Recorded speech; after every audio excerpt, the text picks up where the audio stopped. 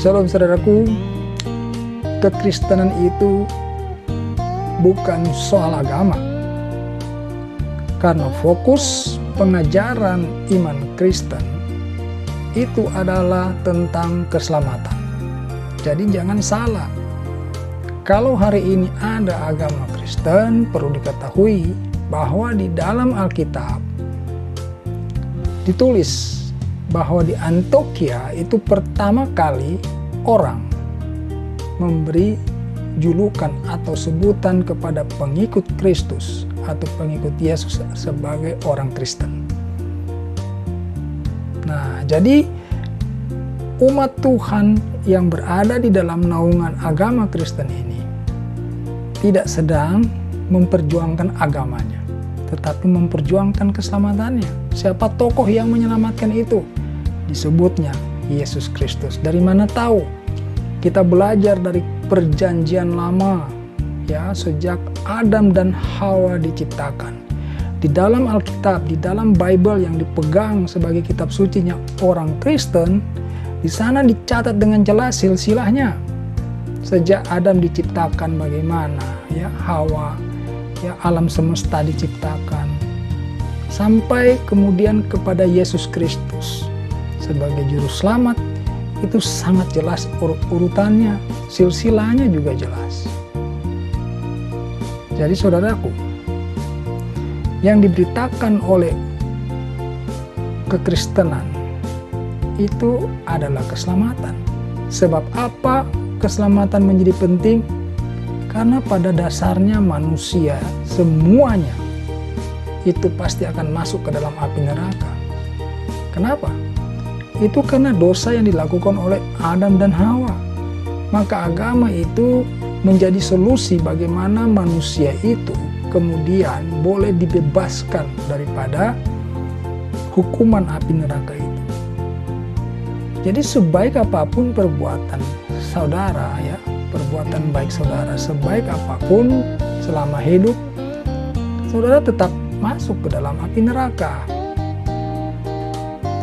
Karena dosa yang dilakukan oleh Adam dan Hawa itu telah membuat hubungan manusia dengan Allah itu terputus.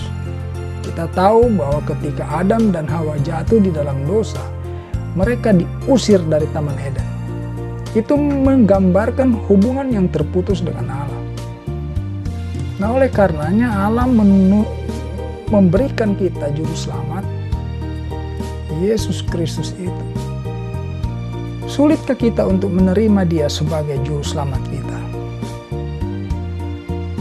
Karena kita mungkin memandang kenapa Allah menjadi manusia. Apakah itu suatu halangan? Mana yang lebih mungkin menurut akal pikiran saudara? Saudara ini yang berdosa mendatangi Allah supaya saudara diselamatkan, atau Allah yang mendatangi saudara? Kalau saudara di dalam mara bahaya, misalnya di dalam sebuah kebakaran, ya, saudara tidak mungkin menyelamatkan diri kecuali ada yang mendatangi saudara. Gampangnya seperti itu. Ya, di dalam kasus-kasus menyelamatkan atau penyelamatan, itu korban itu didatangin. Ya, korban didatangin, kamu mau tenggelam, datang orang. Bukan kamu yang datangin si penyelamat. Jadi bukan yang aneh gitu. Kalau misalkan Allah menjadi manusia, Allah tidak bisa langsung datang, ya, dalam keasliannya itu. Sebab Dia roh. Pertama, kita tidak bisa melihatnya karena Dia roh, kita daging, kita jasmaniah. Ya. Kedua, kalaupun Dia datang di mana kita bisa melihatnya walaupun itu dalam bentuk cahaya misalnya, kita pasti mati karena kemuliaan yang begitu luar biasa itu berbanding dengan dosa kita, itu hancur kita. Nah, oleh karena itu Allah datang mengunjungi ciptaannya itu, menyerupakan dirinya itu, ya, mengambil rupa manusia dan betul-betul manusia. Bukan pura-pura manusia, bukan manusia jadi-jadian. Dia dilahirkan dengan cara yang normal, yang wajar. Kehamilan yang masa hamilnya juga yang cukup.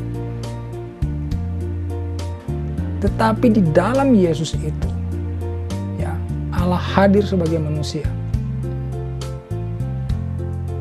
Jadi jangan kita terlalu ribet menggunjingkan masa Allah jadi manusia. Yang aneh kan kalau kita yang berdosa mau mendatangi Allah, itu sombong namanya. Kalau Allah merendahkan dirinya menjadi manusia supaya dapat berhubungan, dapat melihat langsung, itu sangat masuk akal karena seperti dijelaskan tadi, korban itu selalu didatangi oleh penyelamatnya. Bukan korban datangin penyelamat, sebaliknya penyelamat yang mendatangi korbannya. Kamu mau tenggelam, penyelamatnya yang datang. Kamu terjebak dalam kebakaran, penyelamatnya yang datang. Dalam segala hal penyelamatan itu begitu. Urut-urutannya secara alami itu begitu. Nah, itulah sebabnya ketika Yesus ada di dalam dunia bersama-sama dengan manusia, Yesus berfirman begini, "Akulah jalan dan kebenaran dan hidup. Tidak ada seorang pun yang datang kepada Bapa jikalau tidak melalui aku." Ya, makanya kita perlu mempercayainya dia. Kita perlu menerimanya sebagai juru selamat.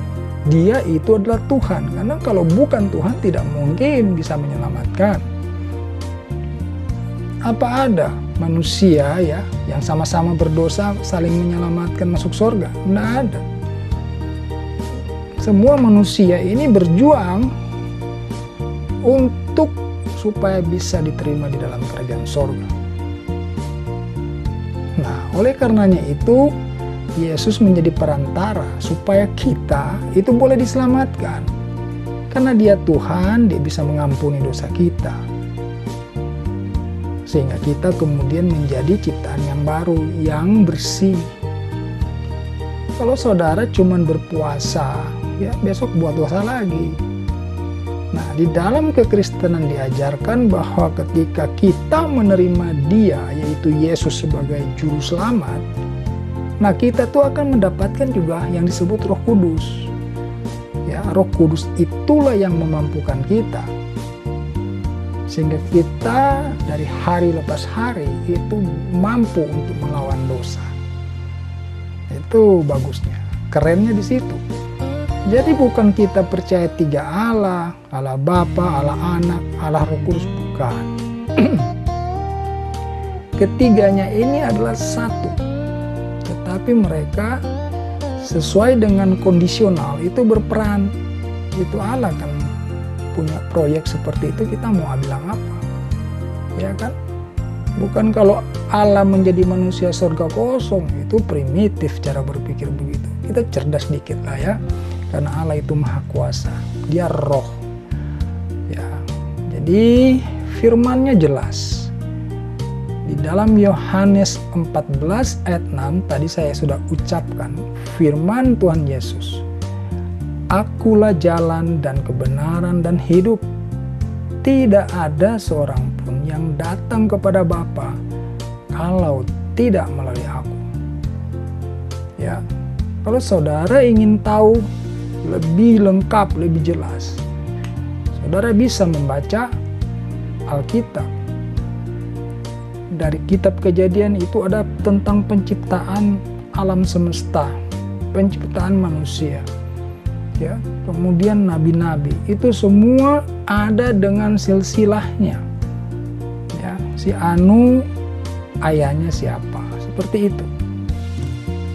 Jadi bukan kaleng-kaleng hanya menyebut satu tokoh tanpa ada silsilah, itu nggak benar itu cacat di dalam karya.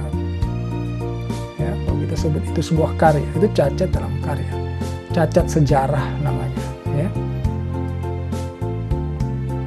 kita menyebut seseorang tokoh, ya, tapi kita tidak tahu siapa ayahnya, misalnya. Silsilah Yesus ada, jelas. Siapa ibunya jelas, siapa bapaknya jelas. Oleh karenanya itu, karena kekristenan itu ya mempunyai kitab suci juga yang kita yakini adalah firman Allah, maka kita tidak boleh main-main dengan serampangan kita menggunakan akal kita untuk mencerca, ya, menyanggah, menolak. Jangan dulu. Ya, sebaiknya baca dulu. Kalau sudah membaca, ya kan, dengan ketulusan hati, baru di situ ambil sikap. Mau menentang silakan, bahkan mau menghujat, menghina juga silakan aja. Tetapi jangan kita memulainya dengan praduga, mencurigai, apalagi menolak. Ini kan firman Tuhan. Ya, menolak firman Tuhan itu berarti menolak Tuhan itu sendiri. Jadi hari ini terimalah juru selamat. Dia adalah Yesus Kristus, Tuhan. Dia yang akan menyelamatkan saudara.